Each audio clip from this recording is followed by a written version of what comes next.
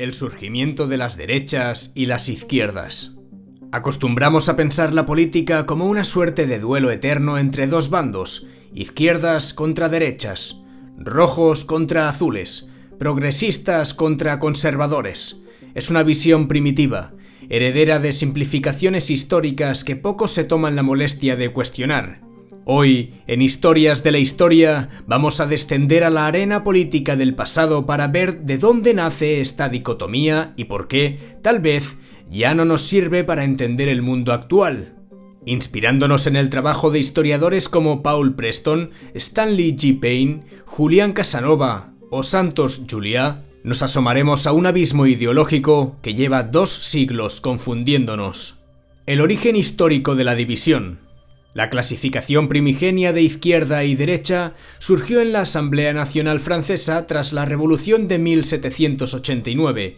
Los partidarios del cambio radical se sentaban a la izquierda del presidente, mientras que los defensores del orden establecido lo hacían a la derecha. Ese simple reparto espacial, casi anecdótico, acabó marcando las coordenadas ideológicas de Europa durante más de 2 siglos. Paul Preston y Julián Casanova han analizado cómo esta lógica viajó hasta España, donde las viejas disputas entre carlistas, liberales, anarquistas, socialistas, falangistas o franquistas se interpretaron bajo la eterna dialéctica izquierda-derecha. Sin embargo, la realidad era, y es, mucho más compleja. El espectro político en España y Europa se asemeja más a un rompecabezas que a un tablero de 2 casillas. Evolución y ramificaciones ideológicas. A lo largo del siglo XIX y XX, la izquierda adoptó múltiples rostros: socialistas de inspiración marxista, anarquistas radicales, socialdemócratas reformistas. La derecha tampoco fue un bloque compacto. Coexistieron liberales burgueses, conservadurismos religiosos, nacionalismos autoritarios, fascismos de entreguerras e incluso una corriente neoliberal al final del siglo XX. En el caso español, historiadores como Santos Juliá, Javier Tusell, Ángel Viñas o Sebastián Martín Retortillo han diseccionado esas ramificaciones hasta el infinito. La Falange no era lo mismo que la CEDA. El PSOE de Lago Caballero no se parecía a la socialdemocracia de la transición y el comunismo antifranquista distaba de sus referentes soviéticos. ¿Cabe todo eso en 2 palabras, izquierda y derecha? Difícilmente. La actualidad y el vacío de las etiquetas.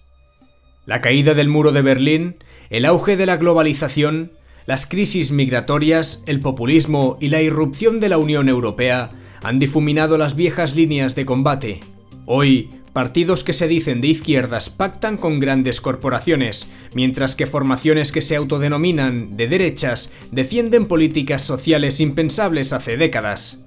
Mariano Sánchez Soler ha investigado el papel de las élites económicas más allá de la vieja dialéctica, mientras que Antonio Elorza o José Luis Villacañas subrayan que la clave ya no reside en bandos monolíticos, sino en intereses concretos, tensiones culturales y relaciones de poder que atraviesan fronteras ideológicas. El resultado, la sencillez de las etiquetas se torna engañosa, un burdo señuelo que no alcanza a explicar la realidad. La crítica y la necesidad de un nuevo enfoque. A estas alturas, tú y yo podríamos reconocer que aferrarse a las etiquetas de izquierdas y derechas es, en el fondo, un acto de pereza intelectual. Es mantener las categorías con las que hemos crecido sin preguntarnos si describen algo real o si ya han quedado obsoletas. Pensemos por un momento, ¿cuánto se explica hoy con esas 2 palabras? ¿Cuánto se queda fuera? Si reflexionamos juntos, veremos que pensar en clave de bandos ideológicos tradicionales nos distrae. Mientras discutimos sobre quién es más rojo o más azul, el poder real, económico, mediático, global, sigue operando con una lógica mucho más compleja. Y nosotros, atrapados en esa dicotomía, nos perdemos las claves para entender el mundo.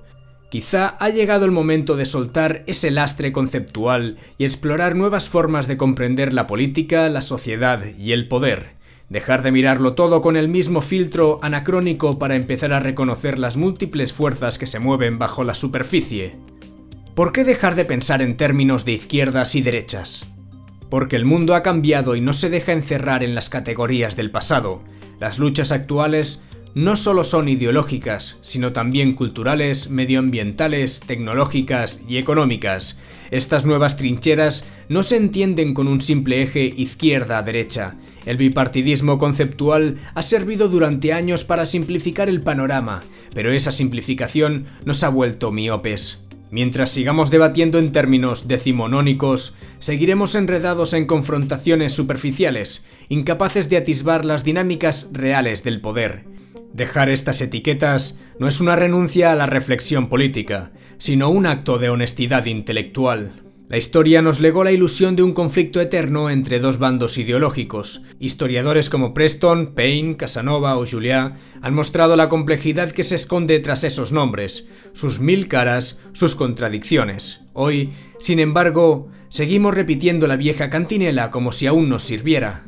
Es hora de reconocer que estas categorías tan cómodas y familiares pueden ser trampas conceptuales. El mundo se ha sofisticado, las alianzas se han vuelto opacas, el poder se distribuye en redes globales difíciles de encajar en el viejo tablero. Liberémonos, pues, de un marco que ya no explica casi nada. Al fin y al cabo, si la realidad es mucho más compleja que dos simples etiquetas, ¿por qué seguir empeñándonos en usarlas?